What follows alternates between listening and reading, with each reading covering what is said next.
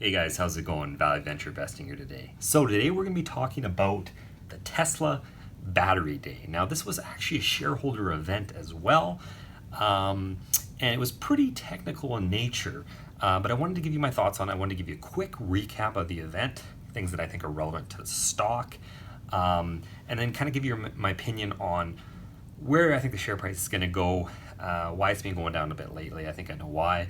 And we'll get into that. So taking a look at the stock right now, of course, we've seen this just, the last 4 or 5 days tank. Today we had a pretty nice little gain though, about $387 per share. Also keep in mind that this is after the split as well. So if you want to compare it, you'd have to do the split adjusted to the price of it before. But anyway, we've seen it fall back quite a bit.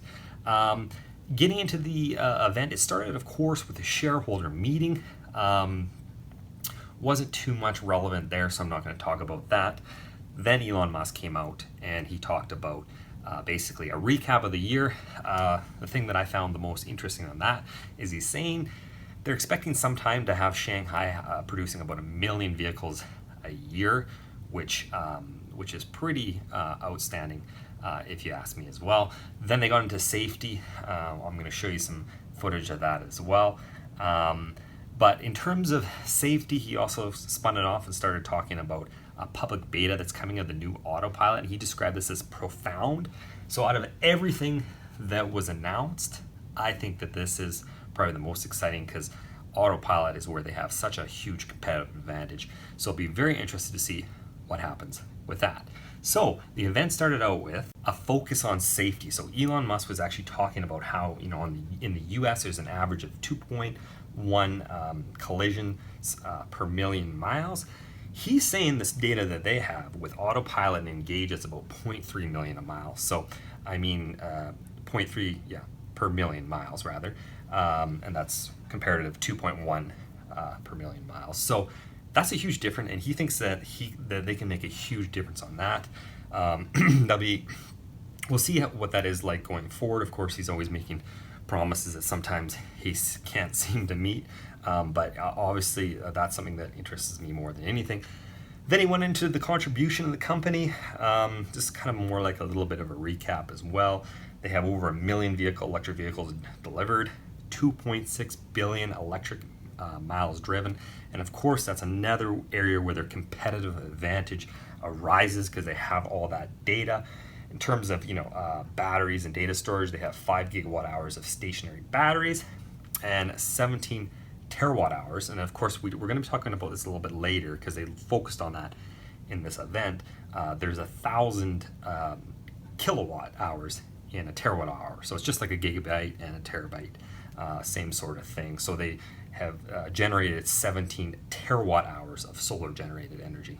So the next part of their presentation here, they started talking about something that I think is quite integral to what their whole presentation was about. This is their goal one. They want a terawatt hour scale battery production. Of course, everything now is gigawatt, like gigawatt Nevada.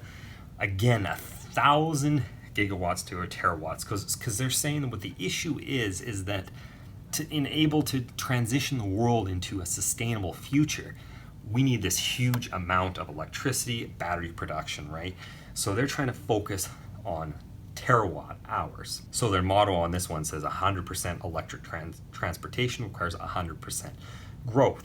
They give a little breakdown here where they're at 2019. It's 0.1 terawatt hours.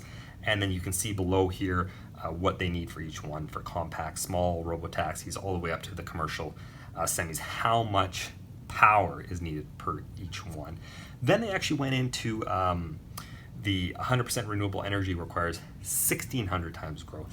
This is in terms of the grid and stuff like that. So in 2019 we had 0.006 terawatt hours, and you can see non-renewable electricity, coal and heating, gas, oil heating, all these different segments of, I think they refer to them as the value chain, needs so much power. So this creates an issue for them, right?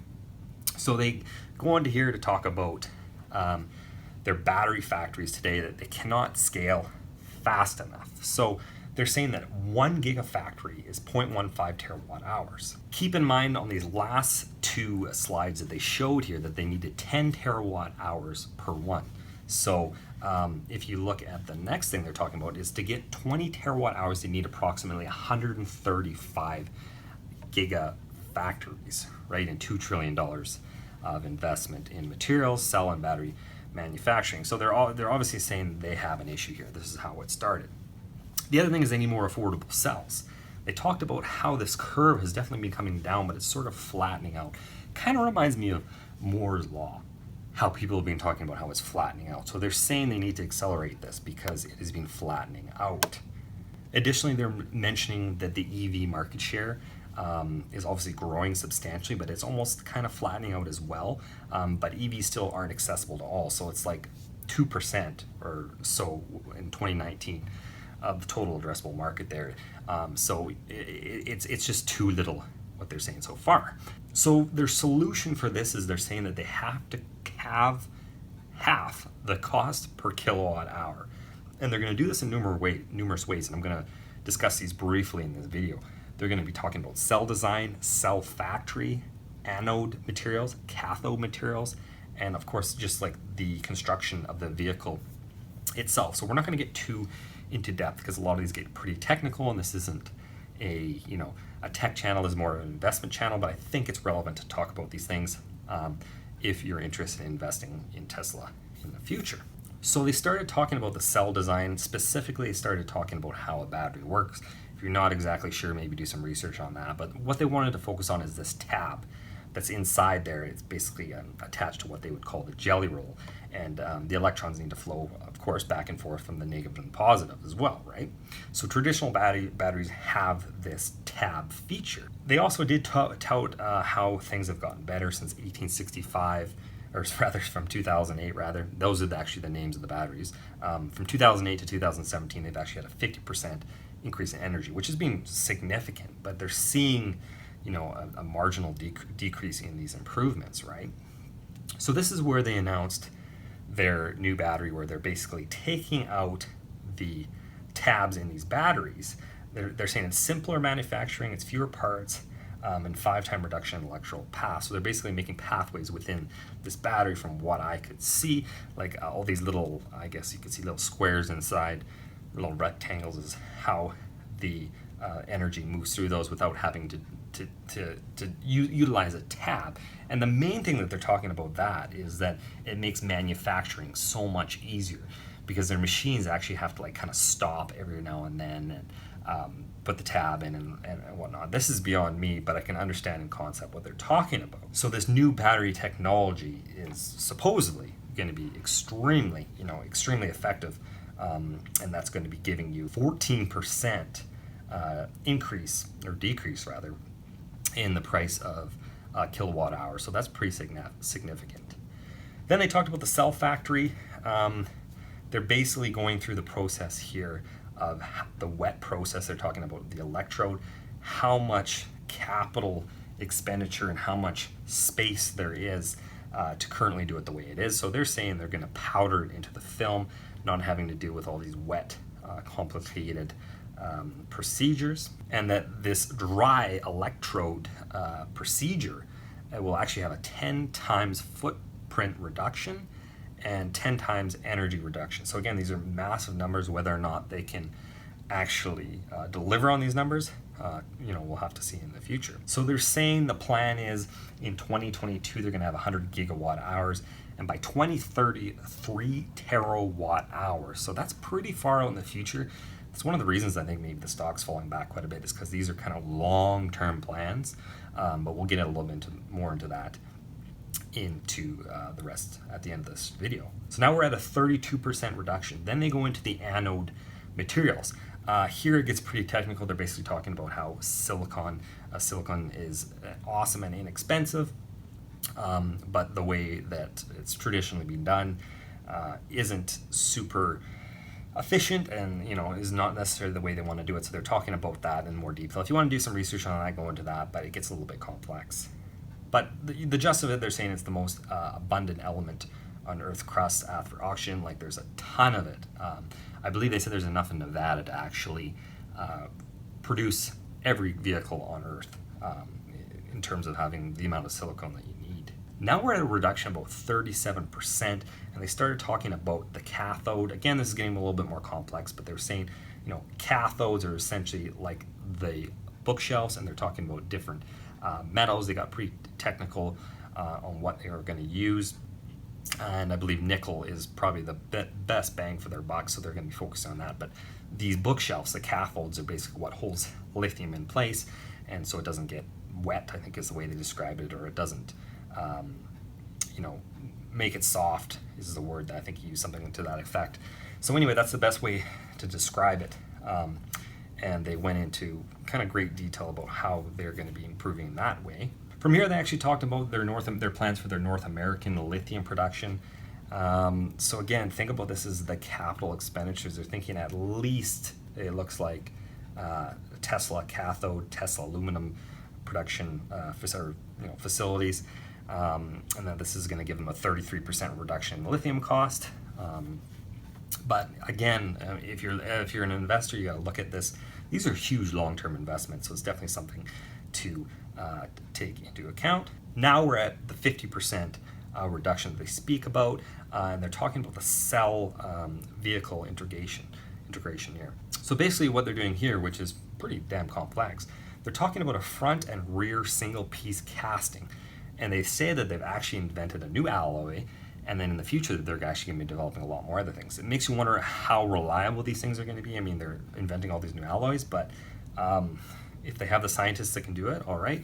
But basically what this is going to be doing for them is having a 40% rear unibody cost savings and 79 less parts per car. So this extremely simplifies their processes.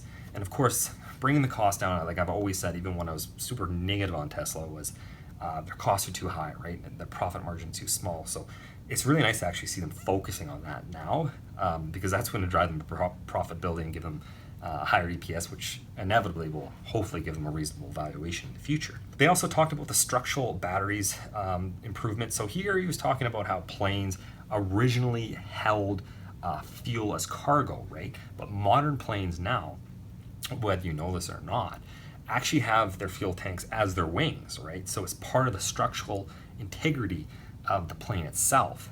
It provides integrity, and it's no longer being used as like a cargo. It's part of the structure itself. So they're going to be doing something similar with the batteries as well.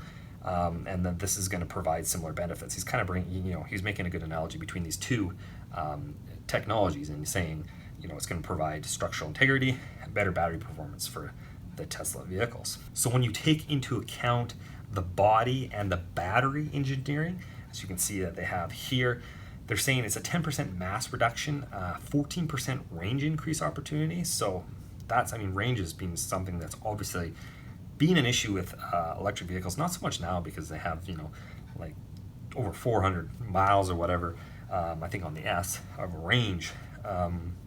But to up that even more for future opportunities like trucks and stuff like that, that's something that you gotta really focus on. And they're saying it has 370 fewer parts. So after all this, they're saying they're gonna have their 56% kilowatt dollar reduction for the battery. So that's a little hard to believe. That'd be huge if they could do that. That remains to be seen. The only problem I have with this stuff is they're saying that they're working on some of it. They have some of it going on right now. Some of it's in beta sort of thing, but remains to be seen whether they can do it or not, right?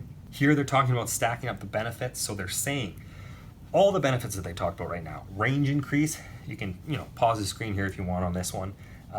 All the things that we talked about, 54% increase in range. In terms of the dollar per kilowatt hour, they're saying 56% like we talked about there. We're talking about cell design, cell factory, anode, cathode. We kind of briefly went into that, but didn't go into too much detail, of course. And the investment, they're saying, this is CapEx here, 69% reduction taking into all this technology that they talked about. Now getting into the part where I think investors were kind of disappointed. They're saying, this is Elon too, he's saying 1 year to 18 months to realize this advantage, and probably 3 years to fully realize. They've redrawn their curve here, but you're talking about maybe 3 years, and if that's in Elon's time, that could be longer. That could be 4 or 5, 6, who knows, right? So that's something to talk about. Then I was very impressed the way he talked about something kind of that I've always talked about. He's saying it's great to have a great product and whatnot, but people need to have the money to buy it, right? So he's confident that they can do a $25,000 vehicle, but this is really vague. I think he said within 3 years or something like that. But again, they don't have a name, they don't have anything for it yet. But all these cost savings, vertical integration that they're talking about in the company, they just might be able to do that and be profitable. That would be huge. And of course, they ended the whole thing talking about the Model S Plaid, which is just an absolute beast. But of course, this is going to be pricey. The range it's going to have is going to be insane. Going forward, looking at that, that's going to be basically seems almost like the performance device before we see the Roadster, whenever that's ever released. So overall, I think it was obviously extremely impressive what they showcased. However, I do understand, I think, why the stock has pulled back and why there was kind of the negative reaction to it. Of course, the really technical people are like, this is amazing, blah, blah, blah, you guys don't understand. And yeah, it's true. Like, I personally, I'll be the first one to admit, don't understand a lot of it. I'm not a chemist or an engineer. But, the problem with Tesla is obviously there's a lot of talk and these things aren't always brought to fruition. So that's something to watch. That's something that could probably bring that valuation to something reasonable. Like I said, you don't have to, I'm not going to go through this in this video, but I think Tesla's probably still trading over 1,000 times earnings, something like that. And it's just, in my opinion, don't dislike the video, guys. That is just unrealistic for where they're at. Going into this event, the stock price was the reason I think it fell back is because it was priced to perfection. A lot of people are even expecting this 1,000,000-mile battery, right? And there was no talk about that whatsoever. So when you're priced to perfection and this comes in and there's really nothing to show for it, just a lot of good ideas and a lot of having to have faith in him, that's why I think it's coming back. So personally, that's something I find concerning. And like I've always said, guys, I'm long on Tesla, but I love the company. I hope they do well. I think they're going to do amazing, but I think the stock's overvalued, in my opinion, right? There's these two different things, right? You have the stock, what the value of it is, and the company, right? So I think that Elon actually kind of made a comment that really showcases what I'm talking about right now. I'll play that for you right now. Yeah, I mean, I think certainly we will try to give back as much as possible to the customers. It's not like, it's not like Tesla's profitability is crazy high. Our average profitability for the last 4 quarters of maybe 1%. So just to be clear, it's not like, we're minting money. Our valuation makes it seem like we are, but we're not. And the thing is, Elon has actually made comments like this before. Sometimes you don't know if he's trolling when he's tweeting I think it's overvalued and stuff like that, because he's quite the troll, which is great. But he is right. I think he does realize that the stock's overvalued, and that's probably why they did that capital raise, which was a smart move on their part, especially since he's always saying, we're going to be profitable, we're not going to need to go to the capital markets anymore. And then they do. It's probably because he knew the stock was extremely overvalued and he's not going to get that kind of money in the future potentially. So those are just my thoughts on the battery day. Really brief. I'd love to know your guys' thoughts down below if you know a little bit more than I do about the technology and specifically on how quickly you think this is going to be implemented. Do you think within 18 months, like you said, a year or longer? It's going to be really interesting to see what's going forward, but in terms of catalysts for the stock, there isn't that much right now. We're maybe looking at the pickup and stuff like that, but these are kind of further out.